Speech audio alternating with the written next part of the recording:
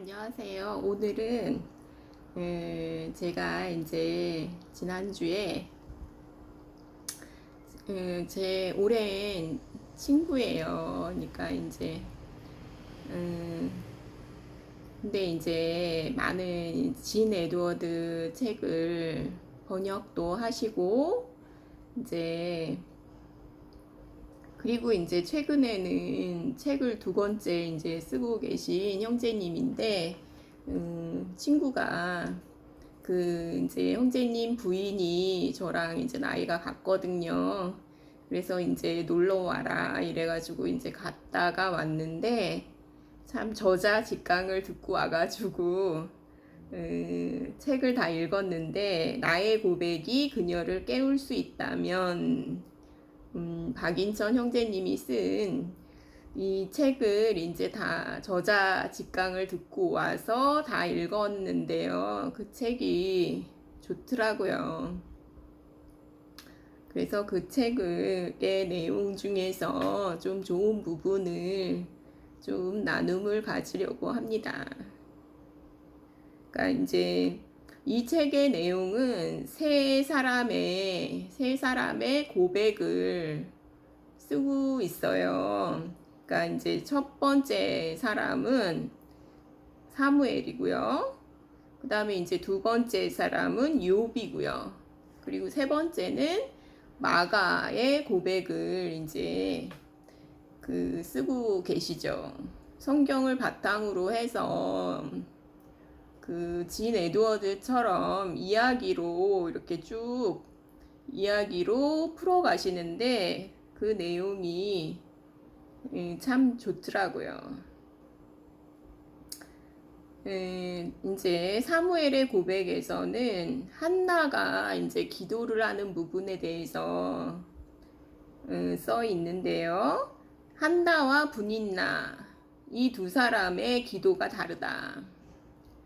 한나는 우리는 한나가 이제 자식을 낳지 못해서 억울해서 하는 기도라고 생각을 하잖아요.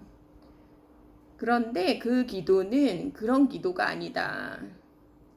이것은 한나는 자식이 없어도 엘가나의 사랑을 받았어요. 열 아들, 그러니까 분인나가 가지고 있는 열 아들 못지않은 사랑을 줬거든요. 엘가나는 한나에게. 이거는 무슨 기도냐면 한나의 기도는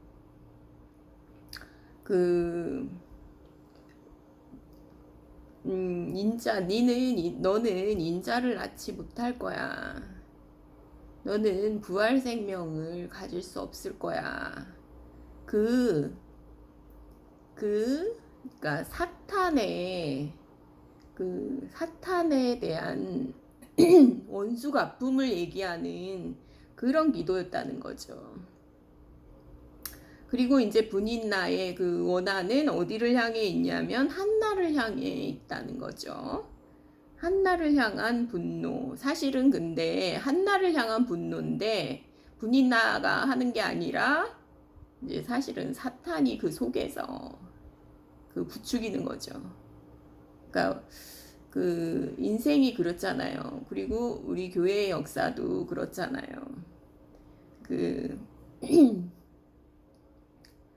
낳고자 하는 불이 많이 나오잖아요. 그래서 성경에는 그냥 낳는 게 좋은 게 아니에요. 그냥 육신의 사람을 낳고 하는 게 좋은 게 아니거든요. 그래서 이제 그 기도다.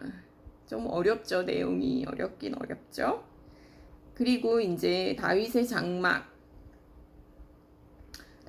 장막에 대한 그 말씀이 나오는데, 그러니까 다윗은 천막 하나를 치고 궁전 한편에 언약궤를 드려요. 이거는 보통 일이 아니거든요. 근데 이제 사람들은 그냥 다윗의 장막에 언약궤가 있었나 보다 이렇게 알고 있지만 다윗은 휘장 없이 언약궤를 드리게 되는 거예요.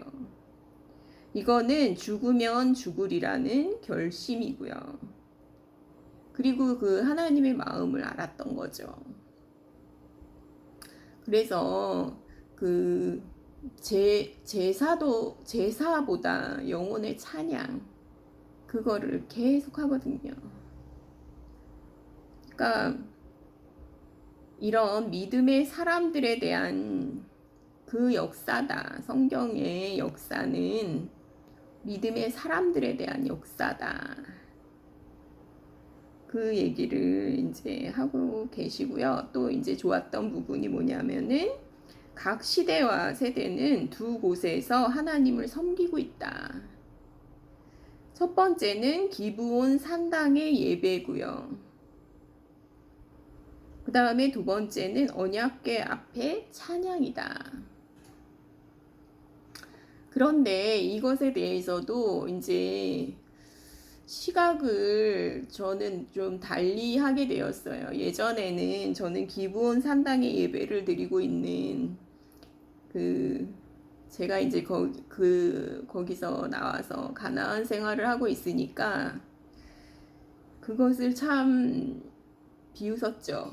근데 이제 여기 어떤 부분이 나오냐면 언약궤 앞에 찬양이죠. 결국은 우리가 가야 할 길은 언약궤 앞에 찬양이긴 하지만 내가 옳다고 해서 그들을 내가 뭐 강요를 한다거나 그럴 수는 없는 거예요. 다윗은 본인은 언약궤 앞에 찬양을 드렸지만 그 기브온 산당을 패하지 않았거든요. 왕인데도 불구하고 내버려 두고 오히려 격려했거든요. 그러니까 그 마음을 보게 되고 또 이제 인천 형제님은 뭐라고 얘기를 하냐면 그게 모으는 게 사단의 결국은 모아서 사람들을 모아서 자기 영향력 아래에 두고 사랑을 통해서 자기 영향력 아래에 두려고 하는 거, 그게 바로 사단이다. 그런 말씀을 이렇게 쭉 해주시는데 되게 좋더라고요, 그게.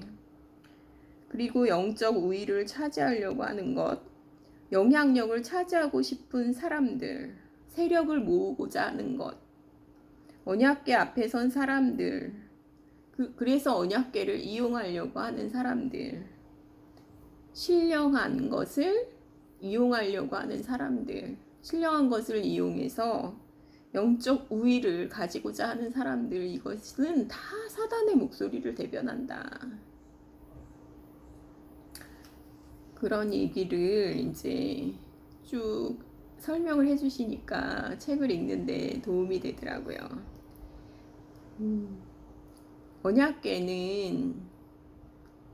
언약궤는 사실은 두 군데에 있죠. 실제 언약궤가 있고 그 다음에 우리 마음속에 언약궤가 있죠. 그러니까 그 얘기를 솔로몬 11년에 최초의 성전이 건축이 되고요. 이 최초의 성전이 예루살렘 동쪽 모리아산에 성전이 건축이 되고 여기 이제 언약궤를 모시게 되죠. 그래서 300년을 유지하게 되고요. 두 개의 분열된 이스라엘 왕국 BC 586년에 이 언약궤는 자취를 감추게 되죠.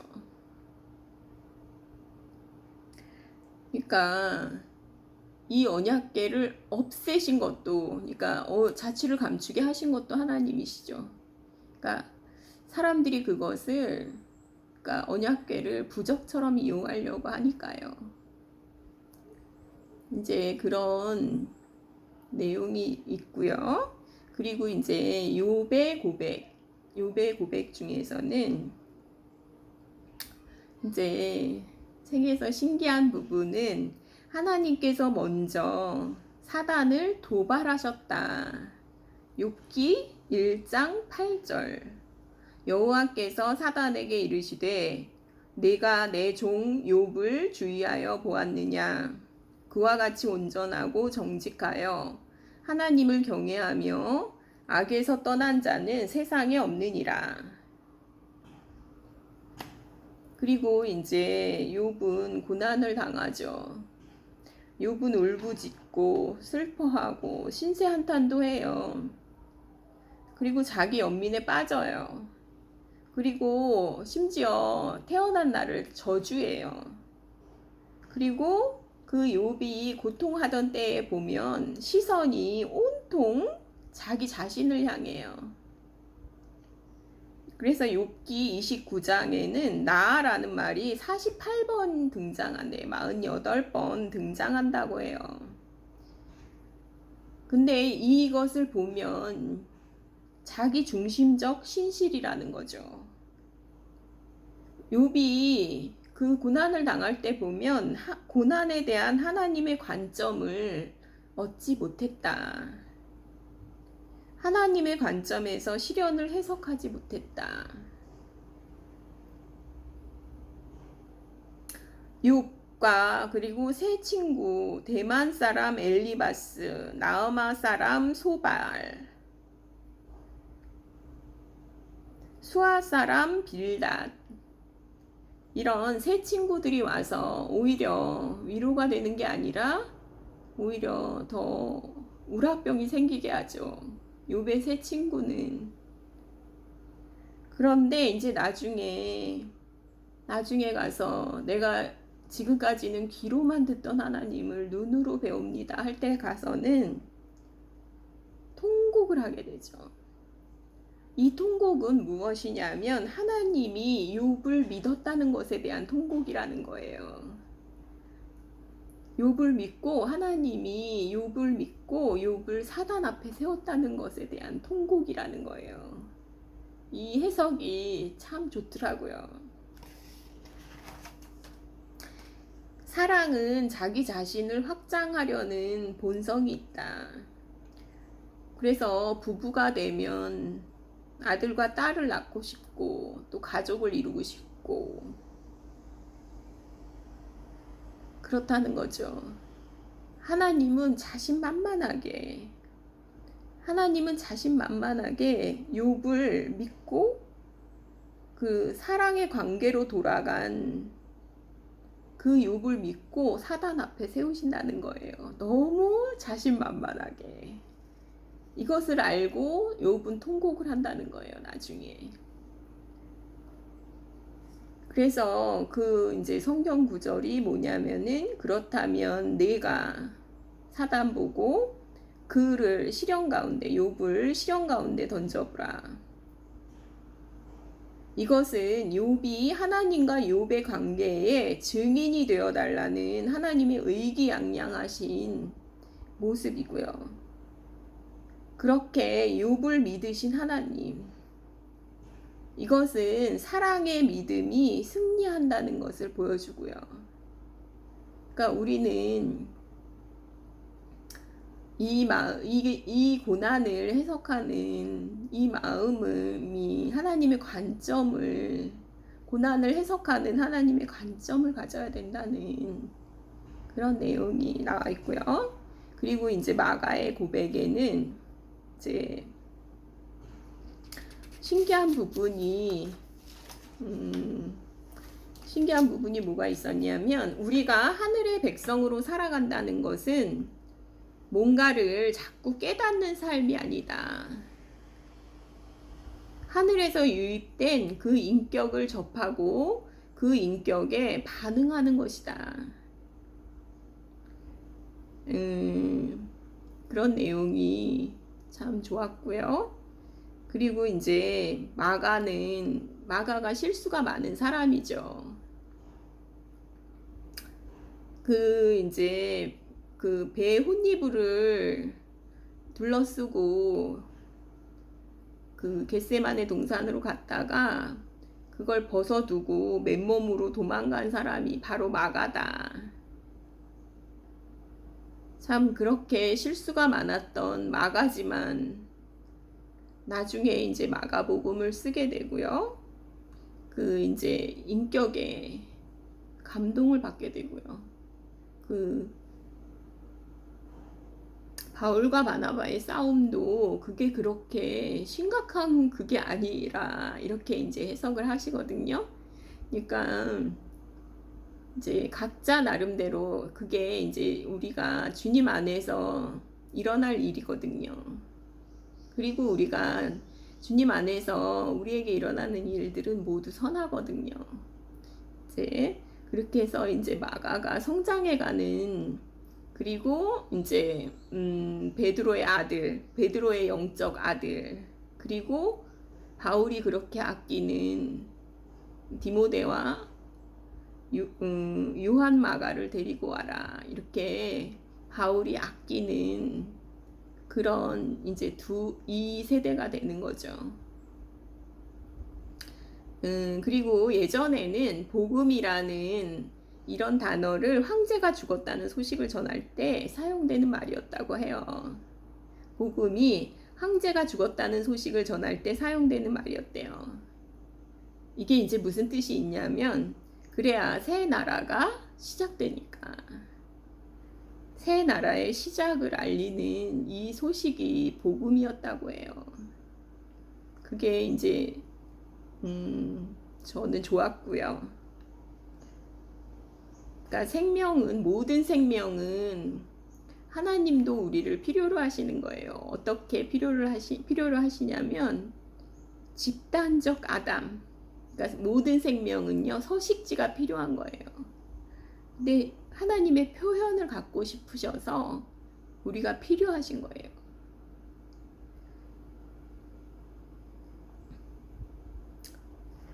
그렇다는 이제 내용이 나와 있고요. 43쪽에 나와 있는 이 부분도 좀 좋아서 읽어드리겠습니다.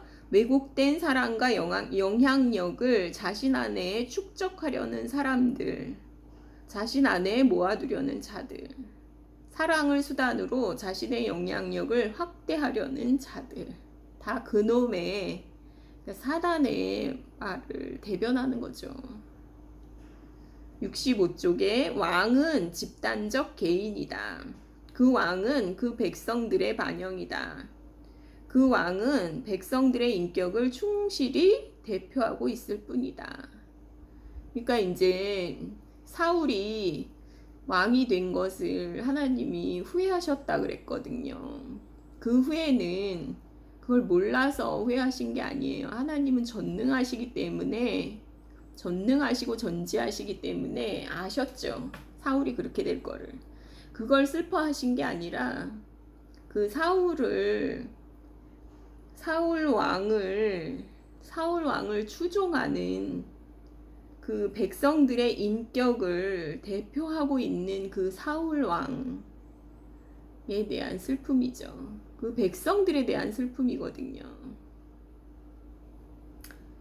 하나님께서 사울을 왕으로 세우신 것을 후회하셨다라는 것은 사울 안에 녹아있는 이스라엘 백성들, 그렇게 살 수밖에 없는 그 절반의 백성들 때문에 슬퍼하셨다라는 얘기다.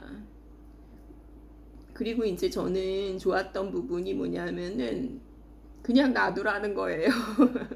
어떤 집단이, 저는 이제 어떻게 생각을 했냐면, 이 진리를 알려주면 그 집단에 있는, 나쁜 집단에 있는 사람을 끄집어내고 싶었거든요. 그래서 진리를 알려주면 그 사람이 나오겠지. 그 조직에서, 그 나쁜 조직에서 나오겠지. 이렇게 생각을 했는데 그냥 내버려 두라는 거예요. 왜 그러냐면 그 백성들의 인격을 대변하는 게 그 지도자라는 거예요. 그러니까 그게 좋아서 거기 있겠다는 거예요. 진리를 몰라서 뭐 이래서 그런 게 아니라 다 그 과정 속에 있는 거예요. 그러니까 자기가 그게 좋기 때문에 그 조직 안에 있는 거거든요. 그러니까 사실은 왕은 집단적 개인이다. 왕은 그 백성들의 반영이다. 그래서 그 왕은 백성들의 인격을 충실히 대표하고 있을 뿐이다. 그런데 뭐하러? 그런데 뭐하러? 그거를 그냥 놔두라는 거예요. 그러니까 다윗도 그랬거든요. 이제 기브온 산당에서, 물론 불법이죠. 예루살렘 성전이 아니잖아요. 기브온 산당에서 그렇게 이제 제사를 지내고 있는 가짜죠, 물론. 그런데 그냥 내버려 두거든요. 다윗은 왕이었어요. 그런데도 그냥 내버려 두거든요. 그들이 그것을 좋아하기 때문에 그렇게 하는 것이기 때문에 말릴 수가 없거든요. 그러니까 그 마음이 들어서 이제 그 내용을 잠깐 살펴봤습니다. 그리고 교회 안에는 이 얘기는 이제 우리가 교제하면서 끝없이 교제하는 내용이에요. 그러니까 교회 안에는 두 종류의 남성성이 있어요. 첫 번째는 뭐냐면은 슈퍼맨과 같은 남성성이에요. 교회 안에 머리가 되고 싶은 남성성이죠. 이거는 여자 안에도 있는 거고 남자 안에도 있어요. 남성성, 이 인격이죠, 인격. 자기의 영향력 아래에 모여야 한다는 사람. 강하고요. 강한 자아죠. 우두머리, 힘쓰고 지배하려고 하고 능력이 있고 강하고 자기의 사랑, 물론 사랑이 있죠.